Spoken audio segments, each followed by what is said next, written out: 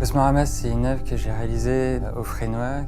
L'idée du film, finalement, ça a été d'inverser le point de vue d'un télescope en observant notre monde et notre environnement, en utilisant une technique qui est normalement utilisée par ces scientifiques pour observer des objets célestes.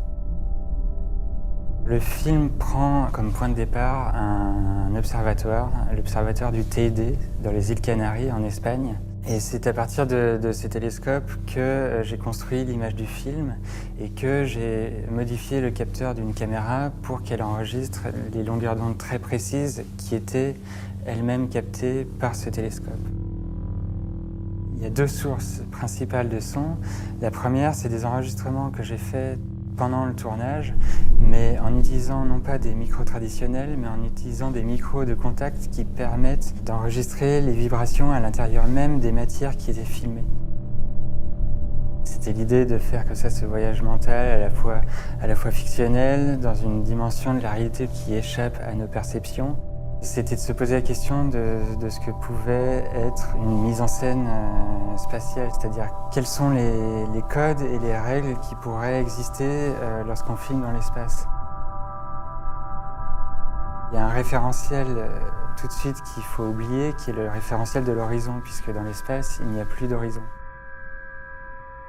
L'idée principale, c'était d'essayer d'oublier ce référentiel terrestre et de considérer l'espace dans toutes ses dimensions, en oubliant où est le haut, où est le bas, où est la gauche, où est la droite.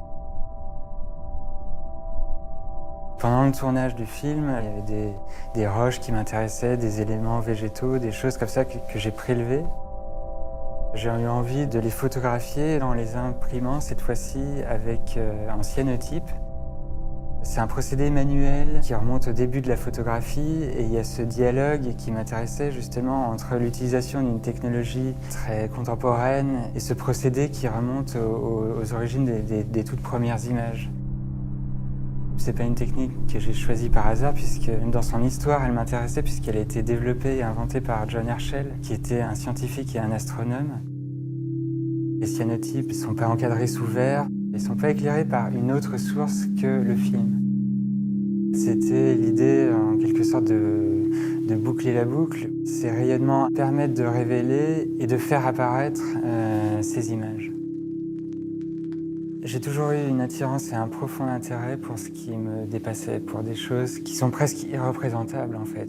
Ce qui me fascine, c'est comment essayer de rattraper ces choses qui nous échappent et d'essayer, même si c'est presque vain, de leur donner un corps. Cette image, pour moi, elle nous permettait justement de se détacher de toute la culture des images que l'on peut avoir et de revoir quelque chose comme si on le voyait pour la première